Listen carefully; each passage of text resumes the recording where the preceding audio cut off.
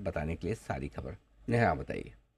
Sir, जिन stocks का आपने जिक्र किया, सुबह भी उसके बारे में बात हो रही थी और प्रेशर बनता हुआ यहाँ पर साफ दिखाई दिया है। दरअसल यहाँ जो डेवलपमेंट हुआ है उसके बारे में बता दूं।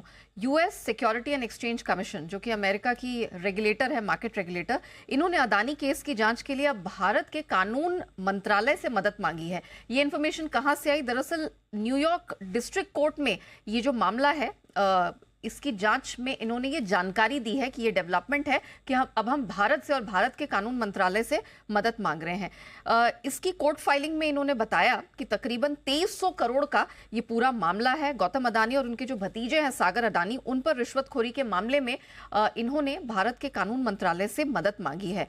आपको बता दें कि पहले भारत सरकार और अडानी और जो यूएस लीगल प्रक्रिया में उन्होंने कहा था कि किसी भी तरह की भूमिका नहीं है। ये बात पहले भारत सरकार की तरफ से आई थी।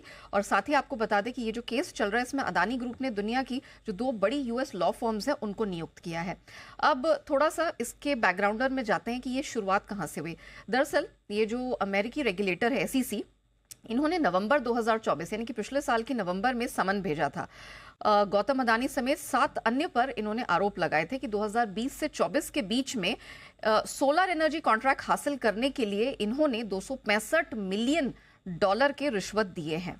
भारत के सरकारी अधिकारियों को तकरीबन इन्होंने ये रिश्वत, इसी अमाउंट की रिश्वत देने का आरोप निकल कर आया और कहा अमेरिकी निवेशकों को गुमराह करने की गलत फाइनेंशियल डिस्क्लोजर भी दिए गए। तो ये आरोप आया है यूएस एसईसी की तरफ से। अब इस पर अडानी ग्रुप की, अडानी समूह की सफाई भी निकल कर आई। सफाई क्या आई? उन्होंने कहा कि ये जो मामला है ये पूरे ग्रुप का नहीं है, अडानी ग्रीन का एक कॉन्ट्रैक्ट है जिससे जुड़ा ये मामला सामने निकल कर आया है। उन्होंने ये कहा कि ये जो कॉन्ट्रैक्ट है अडानी ग्रीन के कुल बिजनेस का महज 10% है। उन्होंने कहा कि अडानी ग्रुप में कुल 11 लिस्टेड कंपनियां हैं और इस मामले से बाकी किसी समूह की कंपनी का कोई लेना देना नहीं है। उन्होंने अडानी ग्रुप की ओर से उन्होंने इसको निराधार बताया था।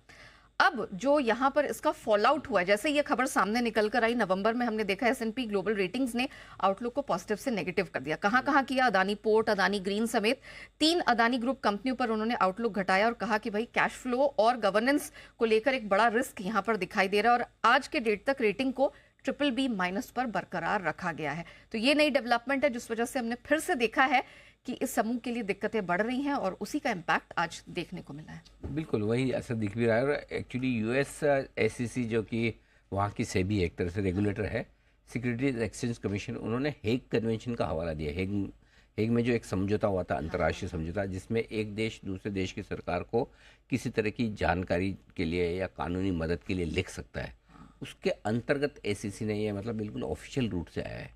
तो इसमें जब ऑफिशियल रूट से आता है तो आपको जानकारी देनी पड़ती है, आप मना नहीं कर सकते। क्योंकि उन्होंने उस समझौते का जिक्र करके भेजा है कि भाई इस समझौते के तहत हम आपसे इस मामले में जानकारी चाहते हैं, ये बात कही गई है। तो ये आई है। तो इस बार थोड़ा सा मामला मुश्किल भरा तो है ही उनके लिए, इसमें कोई डाउट ही नहीं है।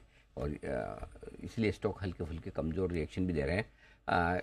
शायद लोगों को लग रहा होगा कि ठीक है रूटीन है, बट थोड़ा सा रूटीन से ज़्यादा वाला मामला है, इतना इजी नहीं है। मतलब इस पर कुछ ना कुछ आपको रिएक्शन तो देना ही पड़ेगा, इन्फॉर्मेशन तो जाएगी। लेट्स सी आगे क्या कुछ होता है, देखते हैं इस पर डेवलपमेंट। आइए इस बीच एक बार जरा चार्ट्स पर नज़र डालते हैं। अडानी एंटरप्राइजेस, इसके चार्ट्स कुणाल जी कर रहे हैं कष्ट देखने का। कुणाल जी फरमाएं और कितना कमजोर